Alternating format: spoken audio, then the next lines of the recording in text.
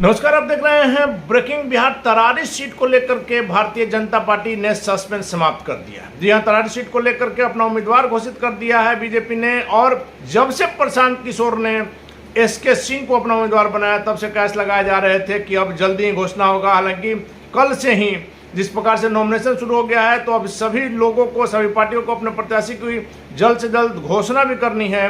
वैसे में जब प्रशांत किशोर ने बड़ी बड़ी बातें की, लगातार हमने आपको कहा है कि प्रशांत किशोर को लगता है कि हम जो कर रहे हैं वही सही है। जिस प्रकार से उन्होंने सिर्फ तरारी को लेकर के सवाल उठाया था कि बालू माफिया बाहुबलियों की धरती रही है, वैसे में हमने स्वच्छ छवि के सेना से रिटायर्ड व्यक्ति को उतारा है और यह लोगों की पसंद है, इनसे अच्छा कैंडिडेट हो नहीं सकता। हालांकि लगातार हमने कहा है कि जब जनता किसी को चुन करके भेजती है, उसके बाद उस पर सवाल उठाना जनता का अपमान है। जिस जनता ने जिता करके भेजा, उस जनता का अपमान है। वैसे में भारतीय जनता पार्टी लगातार, आपको हमने एक खबर दिखाई थी कि सुनील पांडे पीरो से, जो कि अभी तरारी है, पहले लगातार 3 बार विधायक रह चुके हैं, और उनके बेटे को टिकट मिलेगा। और इसी को लेकर के जब सब बातें तय हुई थी, तब सुनील पांडे बीजेपी ज्वाइन किए थे और उनके बेटे भी उनके साथ में ज्वाइन किए थे, क्योंकि सुनील पांडे की जो छवि है उससे बीजेपी समझौता नहीं कर सकती थी, जिस कारण से उनके बेटे पर बात बनी और यह पहले ही तय हो गया था और आज इसका खुलासा हुआ। हालांकि आपको हमने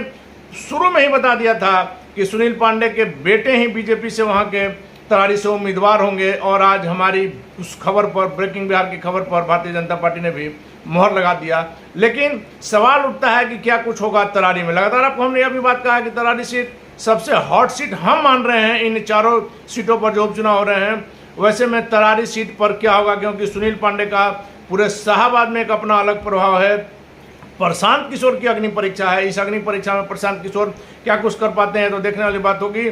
और हमने एक चीज़ और लगातार कहा है कि प्रशांत किशोर को कहा जाता है कि बीजेपी के एजेंट हैं, बीजेपी के लिए काम कर रहे हैं। लेकिन अगर आप देखिएगा, समझिएगा इसको, तो प्रशांत किशोर के आने से भारतीय जनता पार्टी को बिहार में घाटा हो रहा है, और सबसे ज़्यादा फायदा अगर हो रहा है तो लालू प्रसाद यादव को हो रहा।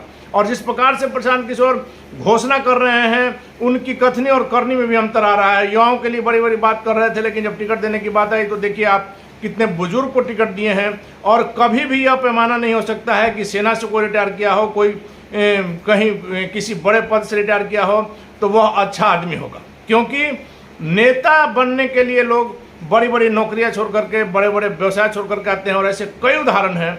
लेकिन राजनीति छोड़ करके नौकरी करने के लिए लोग कम जाते हैं, ऐसा आपको बहुत कम उदाहरण मिलेगा। वैसे में क्यों ना माना जाए कि एसके सिंह के मन में यह भावना आ गई कि अब हम राजनीति कर सकते हैं, जिंदगी भर नौकरी कर लिए, रिटायर हो लिए, तो अब बचा हुआ समय में राजनीति का भी आनंद लिया जाए। वैसे में तरारी सीट पर क्या कुछ होगा, यह देखने वाली बात होगी।